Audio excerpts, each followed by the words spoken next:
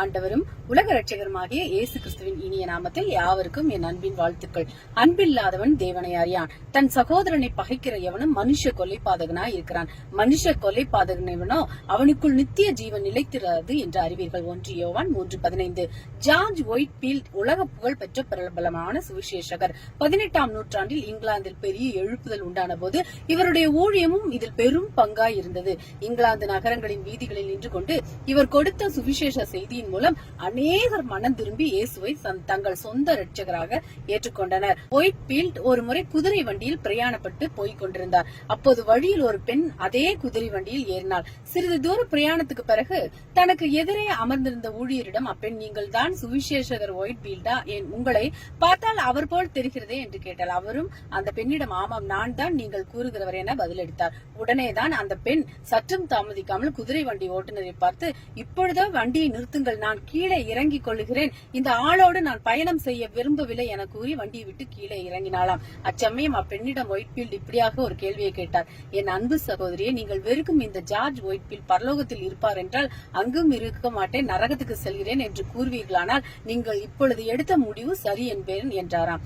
என்ன காரணத்தினாலும் அப்பெண்ணுக்கு ஊழியர் மேல் அத்தனை பகை உணர்வு. அவரோடு ஒரு வண்டியில் பயணிக்க முடியாத அளவுக்கு அவளது இருதயத்தை சாத்தான் விரோதத்தால் நிரப்பி இருந்தான். பரிசுத்த வேதாகமத்திலும் பகை உணர்வினால் நிறைந்த அநேகரை காணலாம். தன் சகோதரனை ஆபேலை கொலை செய்யும் அளவுக்கு பகையால் நிரம்பின காயின், தாவீதை பகைத்த சவுல் என அநேகரை காணலாம். சாதனை படைக்க முடியாமல் சாதனையாளராக முடியாது, ஆனால் வேதத்தின்படி கொலை செய்யாமலேயே கொலை பாதகனாக விடலாம். நம் பகை உணர்வினால் காயினை போல் கொலை செய்யாமல் இருக்கலாம், ஆனால் பிறரை உள்ளத்தில் நெருப்பாய் பகைப்பது தேவனுடைய பார்வையில் கொலை பாதகமே. ஒரு மனிதன் இருதயத்தில் காணப்படும் விரோதம், கோபம், வெறுப்பு, கசப்பு, பகைமை இவற்றின் மொத்த உருவம் அவனை கொலை செய்ய தூண்டி விடுகிறது. இதற்கு சட்டப்படி தண்டனை உண்டு, ஆனால் மனதில் உள்ள பகை உணர்வுக்கு உலக சட்டத்தின்படி தண்டனை கிடைக்காது. ஆனால் தேவ சட்டத்தின்படி கொலையாடியாய் தீர்க்கப்படுகிறோம். பிரியமான தேவனுடைய பிள்ளைகளே, கொலையாளியாய் தீர்ப்பிடப்படுகிறோம். நீங்கள் காயின் ஆபேலை போல் ஒரே வயிற்றில் பிறந்த சகோதரராயிருக்கலாம், ஒரே தேவனை தொழுது கொள்ளலாம், காணிக்கையும் படைக்கலாம். ஆனால் உள்ளத்தில் உடன் பிறந்தவர் மீதோ இல்லது அயலகத்தார் மீதோ நமக்கு வெறுப்பு உண்டா? உலக பார்வைக்கு சாந்த சொருபியை போலவும் உள்ளத்தில் கொலையாளியாகவும் காணப்படுகிறோமா? ஒரு சிலர் ஊழியர்களுக்கு விழுந்து விழுந்து உபசாரம் செய்வார்கள், காணிக்கையை அள்ளி அள்ளி கொடுப்பார்கள். ஆனால் தேவையில் இருக்கும் சொந்த சகோதரர்களுக்கோ சகோதரிகளுக்கோ உறவினர்களுக்கோ ஒரு நயா பைசா தரமாட்டார்கள். கர்த்தர் அதை ஏற்றுக்கொள்வார் என்று நினைக்கிறீர்களா? நிச்சயமாக இல்லை.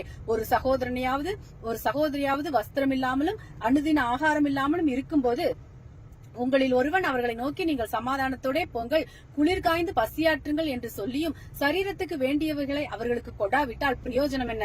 அப்படியே விசுவாசமும் கிரியைகள் இல்லாதிருந்தால் தன்னில் தானே செத்ததாயிருக்கும். யாக்கோபு 2:15-17. கர்த்தரும், நீ பலிபீடத்தினிடத்தில் உன் காணிக்கையை செலுத்த வந்து உன் பேரில் உன் சகோதரனுக்கு குறை உண்டென்று அங்கே நினைவு கூறுவாயாகில் அங்கேதானே பலிபீடத்தின் முன் உன் காணிக்கையை வைத்து விட்டு போய் முன்பு உன் சகோதரனோட ஒப்புரவாகி பின்பு வந்து உன் காணிக்கையை செலுத்தும். மத்தேயு 5:23-24 சொன்னாரே. முதலாவது தமது சொந்த சகோதர சகோதரிகளை நேசிக்க கற்றுக்கொள்வோம். பின் கர்த்தருக்கு செய்யும் எந்த காரியத்தையும் கர்த்தர் அங்கீகரிப்பார். அல்லாதபடி நம் இருதயத்தில் சகோதர சகோதரிகளை வெறுக்கிறவர்களாக வாழ்வோமானால் நாம் கர்த்தருக்கு என்று செய்யும் எந்த தியாகத்தினாலும் செய்கையினாலும் பலனில்லை. அன்பே பிரதானம் சகோதர, அன்பே பிரதானம். எங்களை அதிகமாய் நேசித்து வழி நடத்தும் நல்ல தகப்பனே, இந்த நாளுக்காய் உம்மை துதிக்கிறோம். எங்கள் சகோதர சகோதரி மேல் நாங்கள் அன்பு கூறவில்லை என்றால் நாங்கள் மனுஷ கொலை பாதகர்களாய் இருக்கிறோம் என்று வசனம் சொல்லுகிறதே. நாங்கள் எங்கள் சகோதரர் மேல் வைத்திருக்கிற எல்லா வெறுப்பையும் இயேசு கிறிஸ்துவின் நாமத்தினால் அழித்து போடுகிறோம். வெறுப்பை கொண்டு வருகிற சத்துருவின் அந்தகார சக்திகள் இயேசு கிறிஸ்துவின் வல்லமையுள்ள நாமத்தினால் அழிக்கப்பட்டு போவதாக. நாங்கள் ஒருவரில் ஒருவர் அன்பு கூர்ந்து உம்முடைய கட்டளைகளை கைக்கொள்ள எங்களுக்கு கிருபை செய்யும். அன்பை எங்கள் இருதயத்தில் ஊற்றுவீராக. எங்கள் ஜெபத்தை கேட்டு எங்களுக்கு பதில் கொடுப்பவரே, உமக்கு நன்றி என்று இயேசு கிறிஸ்துவிடம் நம்மை ஒப்படைப்போமா? தேவன் தாமே இந்த வார்த்தையின் மூலம் உங்களை ஆசீர்வதிப்பாராக. ஆமேன். அல்லேலூயா. பிரைஸ்.